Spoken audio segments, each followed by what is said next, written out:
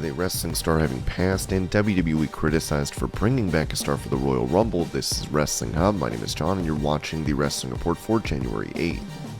Before we get into the rest of the video, make sure you subscribe to Wrestling Hub and turn on all notifications to stay up to date with everything in the world of pro wrestling.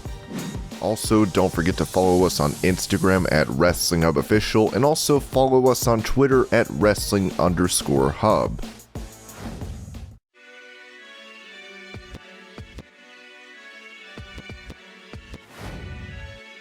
With it revealed on Smackdown that Summer Rae would be returning to WWE to compete in the Women's Royal Rumble, she went on social media to react. Okay, so obviously I can't sleep.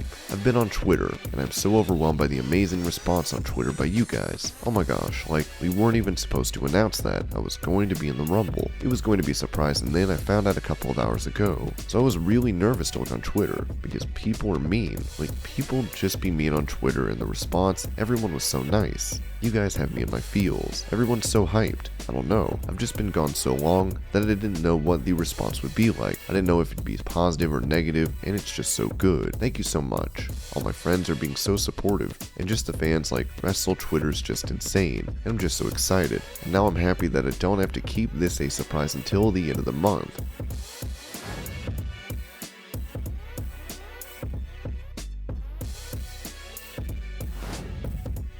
Following his win of the WWE title at Day 1, Brock Lesnar has made history with the Wrestling Observer newsletter, noting Lesnar's previous unplanned championship reign makes it a 20-year span from where he first held the WWF/WWE title, 2002 to 2022. That is a record, breaking the mark of 18 for Hulk Hogan 1984 to 2002, and 17 for Bob Backlund 1977 to 1994 for the title. While people think of Bruno Sammartino holding the title forever, because his runs were uninterrupted for so long, his time frame was from 1963 to 1977, or 14 years. Now that Bobby Lashley is the #1 contender to the WWE title, we should see him face the champion Brock Lesnar at the Royal Rumble on the 29th.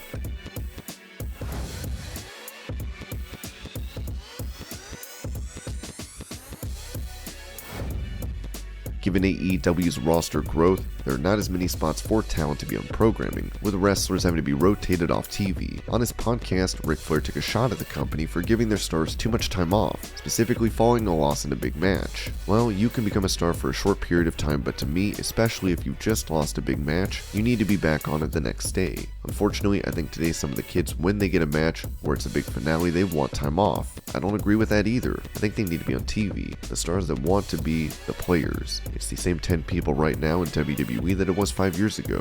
It's good. That's how you build your brand.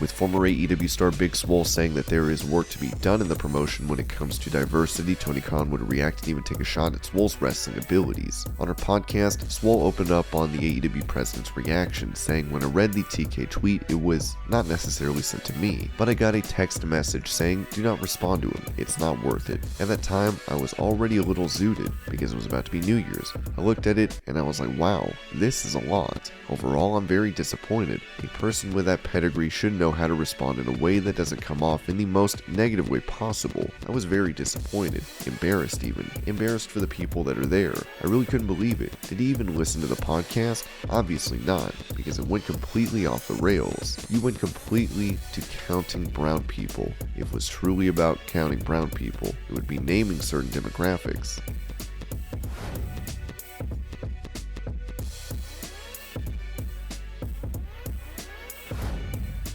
Speaking about this controversy, Mark Henry noted on Busted Open Radio that I feel like Tony got a really raw deal by what was said by Swole, but also what was said about all these people jumping on the bandwagon and they didn't know what the hell happened. They just took a side because somebody said something about diversity, which they implied it being race. Let's break it down real quick as far as diversity. You start talking about diversity in the work sector at AEW. Tony Khan is a man of color, and so is, and when I say a man of color, he's not black. Black is a person of color. You have Asian, you have Pan, you have the Indian influence, you have the Middle Eastern influence, the Spanish influence in the company. You talk about a diverse workplace. Man, that place has got everything. And I feel like the people in power, the highest ranking officers are Tony and Mega. And then you have people like myself and Sean Dean who are both African American people, people of color, that are working in the office. So you mean to tell me that those people don't count as being diverse?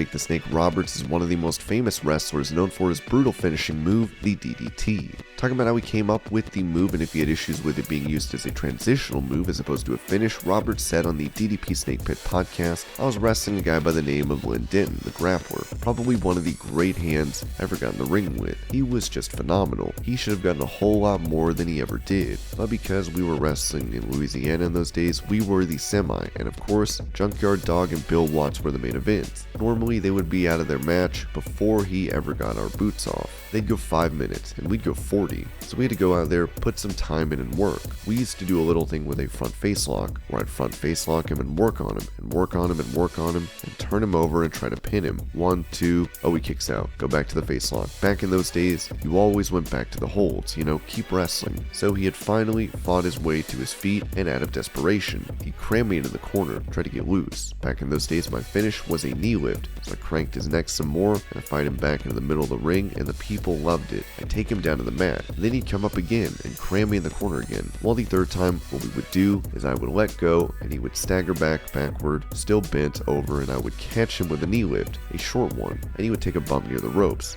I'd cover him 1, 2, oh, foot on the ropes. Holy hell. Great deal. We put in 10 minutes doing that. One night in New Orleans, he crammed me in the corner, fought him back out of the middle of the ring. He came up to his feet, started cramming me into a corner again, and he stepped on my foot, and when he did, I couldn't move my legs. We lost balance. Well, me being a dumb babyface at the time, I sprung to my feet. I didn't trip, I didn't fall, I'm not clumsy, but grappler stayed down. And I'm listening to the people, and the people were like, "Oh, what was that?" And I'm like, "What was what? I just fell down." What a huge pop, man. He was smart enough to stay there. I turned him over to cover him, and he barely kicked out. But the people were talking about that move. People often ask me, "Well, Jake, don't you get mad at these guys who are using the DDT now for a false finish?" And I'm like, no, I think it's great, because all they're telling the people is that they're not half as good as I am, because if I did it, you didn't get your ass back up.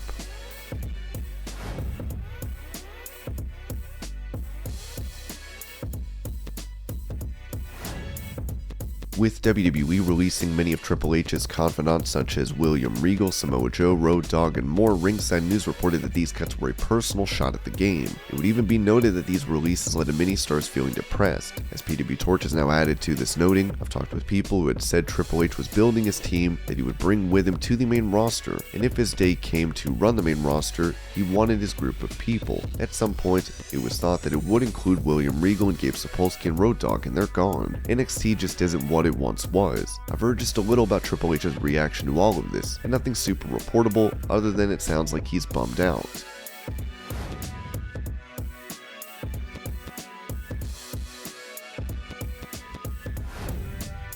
Speaking of Road Dogg's WWE release, he would take to Twitter last night to say, "Just wanted to let everyone know that I will start taking bookings after February 8th. Email bookroaddogg@gmail.com. I will only be doing appearances and seminars. The DOGG will not be lacing the boots up. Thank you for all the love and support."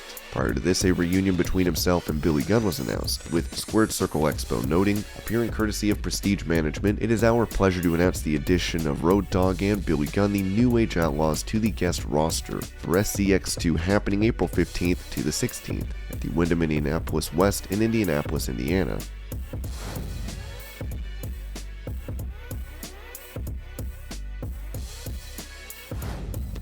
With WWE announcing that the Impact Knockouts champion Mickie James would be coming back to the promotion for the Women's Royal Rumble, Dutch Mantel would drag the company on his podcast, saying, "I think they wanted Mickie James, and she is not signed to anything with them, right? She is not on contract for a year or anything of that sort. I believe WWE just needs some names in there, but they get rid of these people and they say, wow, wish she was still here now. We would have someone to go to," forgetting that if she had stayed, they would have killed her off anyway. This company is just difficult to figure out. A lot of the stuff they do makes absolutely no sense. Impact executive Scott D'Amore would react to WWE's announcement on Twitter, writing, well.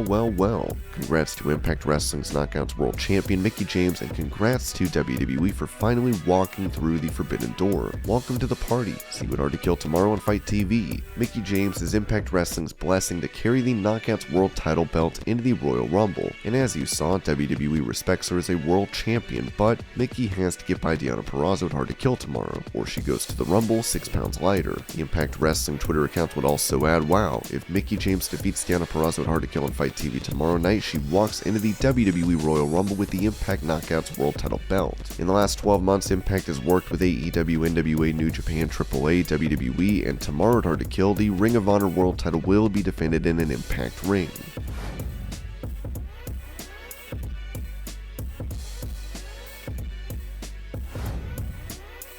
As it looks like they're set to make their move to the main roster, NXT stars Tommaso Ciampa and Pete Dunne faced off in a dark match on last night's Smackdown, with Dunne only having one televised match since War Games and Ciampa recently dropping the NXT belt to Braun Breaker. We should hopefully see them become full-time main roster stars soon.